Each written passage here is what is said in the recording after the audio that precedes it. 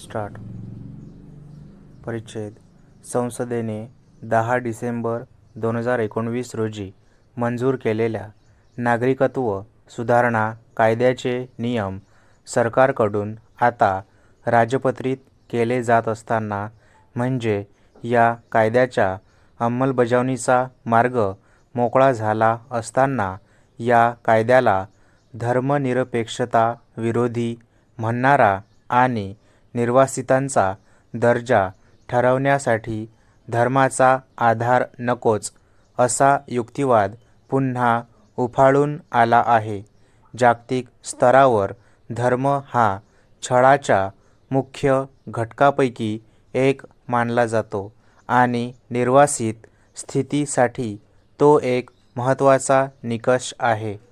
नागरिकत्वाच्या अमेरिकी कायद्यात वंश, धर्म, राष्ट्रीयत्व, विशिष्ट सामाजिक गटातील सदस्यत्व किंवा राजकीय मतामुळे छळ होण्याची वाजवी भीती असलेल्यांबद्दल विशेष मानवतावादी काळजी बाळगून अशी कोणतीही व्यक्ती निर्वासित मानली जाते. परिच्छेद. छळ झालेल्या अल्पसंख्याकांच्या यादीतून मुस्लिमांना वगळल्यामुळे CAA मुस्लिम विरोधी आहे अशी व्यर्थ टीका होते आहे. वास्तविक हा कायदा मुस्लिमांविरुद्ध काहीही बोलत नाही. बांगलादेश, पाकिस्तान आणि अफगाणिस्तान या ज्यांनी खूप पूर्वी स्वतःला इस्लामिक राष्ट्र म्हणून घोषित केले, अशा 3 शेजारी देशांमधील अल्पसंख्याक समुदायांच्या धार्मिक छळाच्या बळीबद्दलच हा कायदा आहे. तेथे मुस्लिम बहुसंख्य आहेत. त्यांनाही इतर कोणत्याही प्रकारच्या छळाचा सामना करावा लागला आणि त्यापायी भारतात आश्रय घ्यावा लागला तर त्यांना इतर कायद्यानुसार प्रवेश आहेच. खरे तर अनेक अफगाण निर्वासित भारतात राहतात. या देशामध्ये राजकीय अस्थिरता आणि अल्पसंख्याकांवरील हिंसाचाराच्या घटना नित्याच्याच आहेत. परिणामी तेथे छळ झालेल्या अल्पसंख्याकांचे मोठ्या प्रमाणात हिंदू, बौद्ध, शीख आणि ख्रिश्चन यांचे भारताच्या सीमावर्ती राज्यांमध्ये स्थलांतर होत असते. हा ओघ सतत चालू असतोच, पण तो काही वेळा प्रचंड प्रमाणात वाढला आहे. 1971च्या बांगलादेश युद्धात पूर्व पाकिस्तानातून 1 कोटीहून अधिक निर्वासित बंगाल, बिहार आणि आसाममध्ये आले.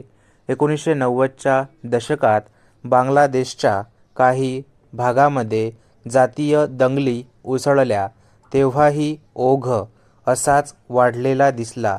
याच 1990च्या दशकात कट्टरपंथी इस्लामवाद्यांनी अफगाणिस्तानचा ताबा घेतल्याने हिंदू आणि शीख विशेषतः काबूल आणि कंदाहारमधून आले. पाकिस्तानच्या बाबतीतही हा अल्पसंख्याकांचा ओघ कायम आहे. परिच्छेद. CAA ची व्याप्ती अगदी मर्यादित आहे आणि ती या प्रवाहाच्या आव्हानाला तोंड देण्यासाठी आहे. मुळात ही नागरिकत्व कायदा 1955 मधील सुधारणा आहे. हा कायदा आपल्या भेदभावरहित कायद्याचा भाग आहे. मूळ कायद्यात नागरिकत्वाचा 5 श्रेणी जन्म, वंश, नोंदणी, नैसर्गिकीकरण किंवा प्रदेश यांच्या आधारे निर्धारित केलेल्या आहेत. पहिल्या 2 श्रेण्या जन्माने किंवा वंशाच्या भारतीयांसाठी आहेत, तर शेवटच्या 3 श्रेणी भारतीय नागरिकांशी विवाह किंवा भारतात कायदेशीर स्थलांतर यासारख्या विशिष्ट परिस्थितीमध्ये बिगर भारतीयासाठी उपलब्ध आहेत.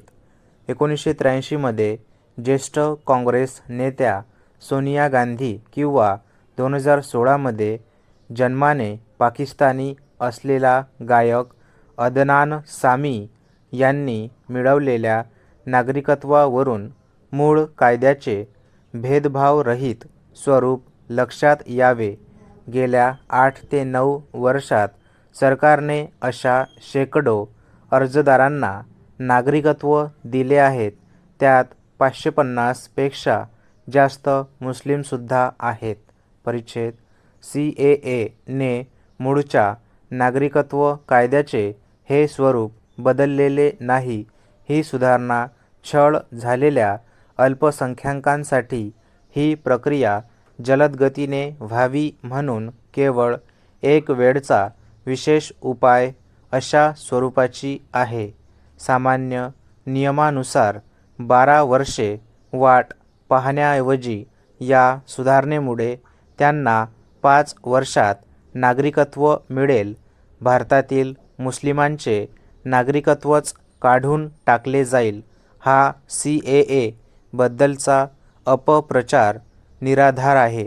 कोणत्याही भारतीय नागरिकाचे नागरिकत्व संपुष्टात आणण्याची किंवा वंचित ठेवण्याची तरतूद या कायद्यात नाही.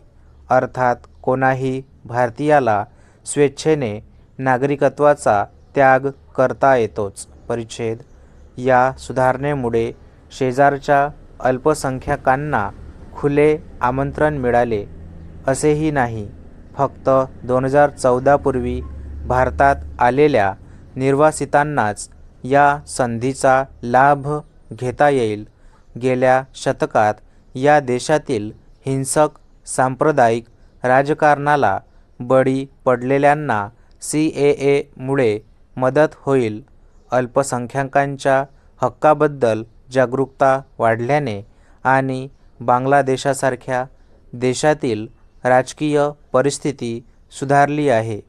त्यामुळे या हिंसा कमी झाल्या असल्या तरी त्या पूर्णतः निमालेली नाही.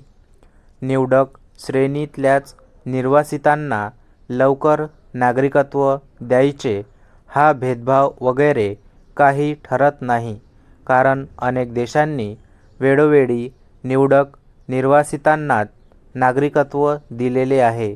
उदाहरणार्थ व्हिएतनाम युद्धामुळे मोठ्या संख्येने व्हिएतनामी लोक निर्वासित झालेले होते. त्यावेळी जेराल्ड फोर्ड अमेरिकेचे राष्ट्राध्यक्ष होते. तेव्हा तर व्हिएतनाममधून अन्यत्र आश्रय शोधणाऱ्यांना अमेरिकेत आणण्यासाठी अनेक खास विमान फेऱ्या घडवून सुमारे 1,20,000 जणांचे स्थलांतर करण्यात आले. निर्वासितांना त्यांच्या गरजेच्या वेळी दुर्लक्षित करणे म्हणजे स्थलांतरितांचे राष्ट्र म्हणून अमेरिका जपत असलेल्या मूल्यांचा त्याग करणे होय आणि मी काँग्रेसला तसे करू देणार नाही. स्टॉप.